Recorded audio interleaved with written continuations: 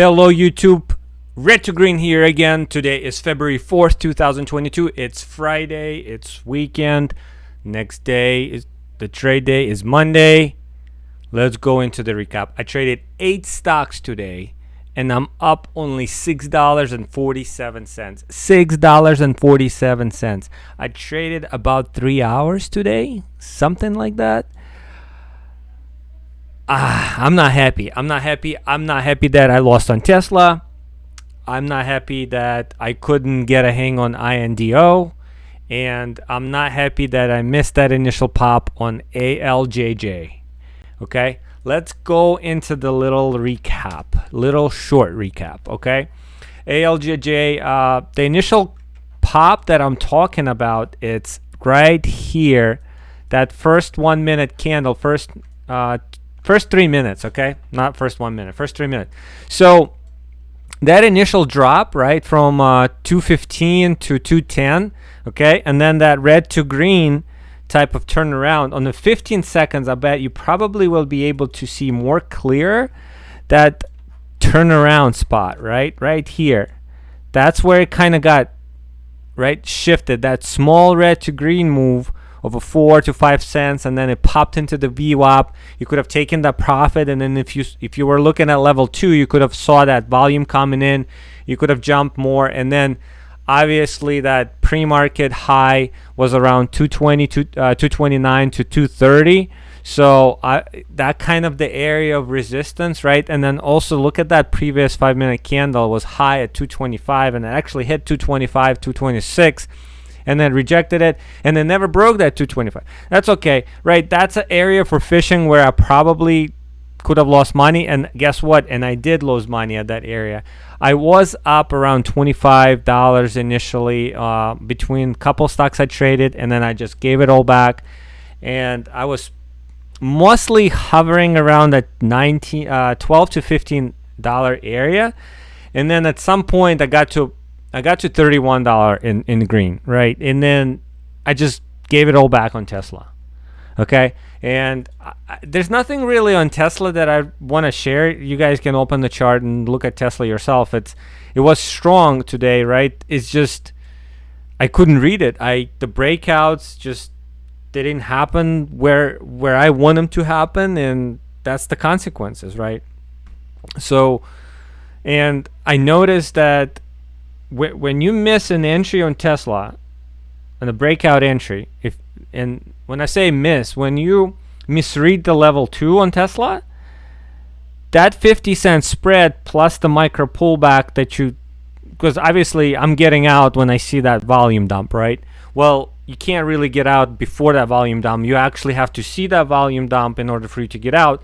That means you're already right at that volume dump low, and that could be sometimes $1 to 50 cents. So spread plus the micro pullback or micro dump, if you want to call it, that's $1 right there. So if you take 10 shares, that's $10. So I pretty much lost $25. It's about 3 losing trades for me in that department. I did manage to get to a point where I was down $20 on Tesla, and then I made $20 even more back on one trade. So that's the benefits of Tesla, where you can lose $20 but you can also make $20. Well, you lose $5 to $10 and you can make $20 back. So if you do catch that breakout and you're on the right side of that breakout and you hold, and you actually potentially maybe even try to get out in the midpoint, you peg your order or potentially get out on the ask with some offset, you could gain a little more than you keep losing by fishing for that breakout, if you know what I mean. Okay, so that's Tesla. There's nothing really much about it. It's the volume kind of came in after after lunch around 12 o'clock. So that was also interesting, and I know a lot of people stayed for that and traded breakouts on options. But anyway, ALJJ, we already reviewed Tesla. Snap was the interesting one. Okay, Snap was the one that kind of was, oh, look at that, it moved. I actually didn't look. So Snap moved big time after that first 5 minute, and 5 minute was kind of disgusting. First 5 minute open, I don't know if it got anybody or anything because it looked really good. It looked like, it's like, okay, it's going to halt. It's going to bounce off of that VWAP, you know? Look at that 1 minute right here. You would think it's going to bounce because it's a strong pull right up and to the upside. Pull back to that potentially resistance area, and then you would expect for that stock to shoot back up at least to the 37 area. Guess what? It just punctured, broke, and it found that little support right on the previous low of that green candle. Right? That green candle was a chaotic chaos. That's the only thing to describe that. And Snap gave opportunities, but issue with Snap is it wasn't conclusive in terms of level 2, and I don't know how to really put it correctly. I guess I don't know how to explain it correctly. I guess you just have to look at level 2, and I try to. So I still have that mindset with KSCP, right? That waves of momentum and stuff. So that I train myself to think of. And that's the best stock I do it. That's the best type of level 2 I do it. Like you saw me on KSCP. This week was amazing. And Snap is a different beast, you know. Snap is completely different beast. Now hold on for a second. INDO, I wanna bring that up as well because I feel like INDO and Snap were about the same in terms of level 2. Now, the price differences are obvious, right? One is a $36 stock, one is a $5 stock. So obviously that breakout momentums are different. One is going to be 20 cents, 17 cents. The other one's going to be 3 cents to 7 cents. So, but the level 2 acts very similar in between the INDO and Snap. And I applied the methodology of KSCP to both INDO and Snap. And I feel like that was my biggest mistake. On Snap, I could have capitalized a little more. INDO was interesting. INDO, I was actually down on that stock a good amount before I was down on Tesla. And then I made that money back. That's why I got back to the 31 positive for the day. And I was like, you know what? Maybe I should call it because as soon as I lost $6, I believe, on Tesla, I was like, you know what? $25, I should call it. And I didn't. You know, and INDO, as soon as I kind of, maybe how much did I make? I made $25 on one of the trades on INDO because that stock moved, and I want to bring that area up where I believe it was one of the areas around here. 10 o'clock, no. Maybe it was around this area. It's kind of, it just moved like 20 cents, you know, and I was trading about 250 shares on it. So I made maybe 15 cents. That's how my profit was, considering the slippage, the spread, and TOS in the equation. So about 15 cents. So I made about $30 back on it, maybe 27. And I just kind of called it quits, you know. And I started trading Tesla, and I gave back $25 on Tesla. So INDO and Snap definitely could have been bigger. I feel like that's the stock definitely to scalp, and I gave back, I believe I was up on Snap over $40, and I traded this area. I actually drew some little hand-drawn squiggly things here, and I was fishing for that turnaround spot. I was fishing for that bounce. I was fishing for that pop again into the high, and it usually happens if there's a strong stock. You know, you have that initial burst in volume, then a smaller red volume, kind of, you know, trying to settle down, and then this resistance area around 36, and then another resistance area around where it started to bounce, yeah, right here at 36.20. False breakout on the 1 minute, and I was hoping it's going to turn around here, so I was trying to get in this range of that 1 minute candle, that little green 1 minute candle. And as soon as it broke down that 36.09, I left. But those fishing attempts, they cost me money, and I keep going back to that. I don't know if you listen to my recaps. I fish for that burst of momentum, and I fish for that breakout, the not false breakout. I fish for that positive, you know, heavy breakout that you see volume coming in. And when I say heavy breakout, for example, this breakout right here, I would consider this flat top here before this candle popped up. Let's say you saw this right here, right? The high is at 36.10. I'm watching this 36.10. Obviously, the open is going to be 36.02. So you have about 8 cents of playroom here. And guess what? This next candle right here, it opened up at 36.03, which I said 36.02. And then you have this 8 and 10. But don't wait for the price, but rather give yourself that buffer between 03 and 08, which is a 5 cents buffer, to see how the price action acts, and to see, do you really have buyers there? Can they support that? Look at the volume grow, because you know the new candle start, the volume's going to really at the bottom, and sometimes it stays at the bottom, but all of a sudden within 2 seconds that next volume bar could be higher than the previous all 10 bars because of this initial burst of momentum, initial burst of new buyers coming in or people covering or something. It's just, you have to watch for that in level 2. And that's essentially the breakouts I was fishing for. And I was fishing for this area again here because it happened here. There has a high potential chance of doing it again. First 1 minute pullbacks are usually strong, for the next breakout. And unfortunately, I got caught on the backside of this move.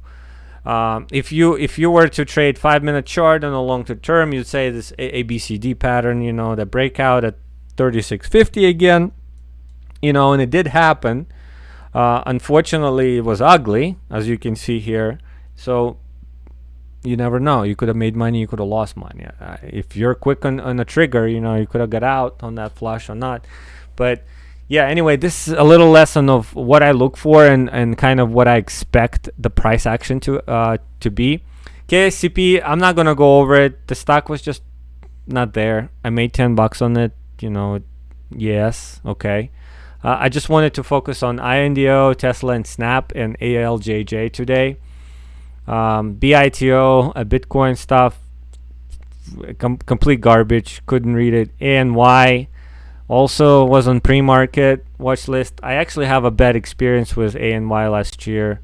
I don't think it kind of gave me good money some months, and then I gave it all back the other months. So I was kind of like up and down. So I'm pretty much flat on that stock. I sometimes, I know how to read it, and I think I got it, and then I get up next day and I try to trade ANY again, and I don't have it. So anyway, that's a recap for now. Very boring day, only up $6. I think I made the right choice to call it.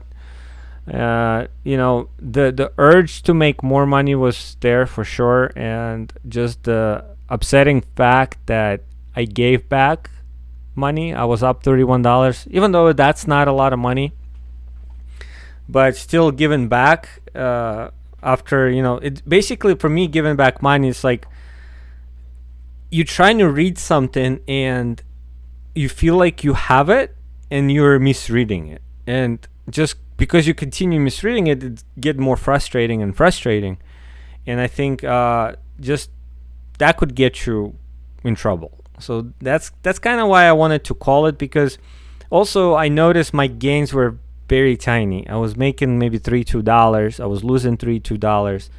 So it wasn't one of those KSCP type of move where I was trading 125 shares and I was making, $50 or $60, a decent breakout, and I was losing only about $5 to $7 on the fishing. So I guess I'm so used to that KSCP type of stock, and the expectation has to be real. And by the way, that momentum scanner this morning was dead. It was dead for most of the day, and that I don't remember the last time it was that bad.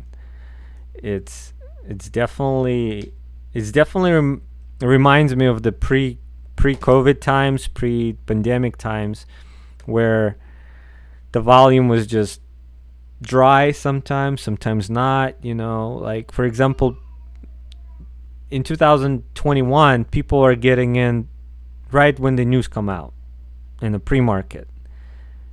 But before that, like in 19, 18 years, people were actually waiting until market open to get on the news. They saw the news, they were getting ready, and they were just buying the market open.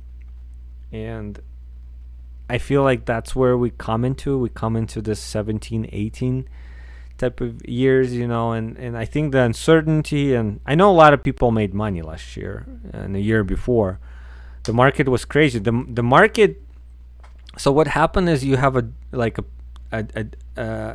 people divide themselves, right? There are people who made $12 million, and there are people who actually lost $3 million.